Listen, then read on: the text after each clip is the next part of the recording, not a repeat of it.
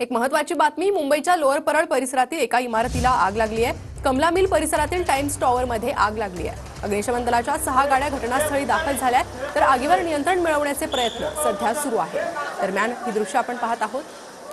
अधिक अपडेट या संदर्भात घेऊयात आपले प्रतिनिधी निवृत्ती बाबर यांच्याकडून। निवृत्ती,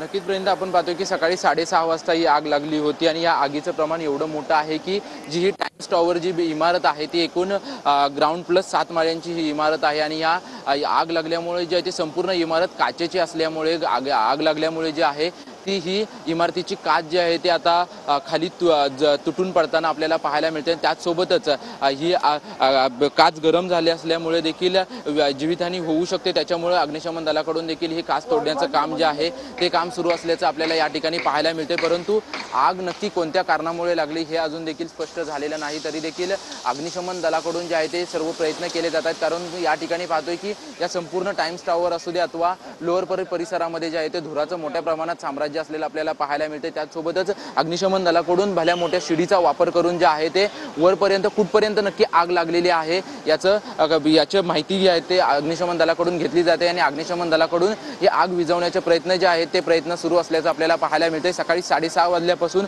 अग्निशमन दलाचे शर्थीचे प्रयत्न जे आहेत ते या ठिकाणी सुरू आहेत। एकूण 7 अग्निशमन दलाच्या गाड्या ज्या आहेत त्या या ठिकाणी दाखल झालेल्या आहेत आणि त्याचसोबतच हा कमर्शियल टॉवर होता, त्याच्यामुळे कोणी अपडेट तुमच्याकडनं घेत राहू। तुर्तास धन्यवाद या सविस्तर माहितीसाठी।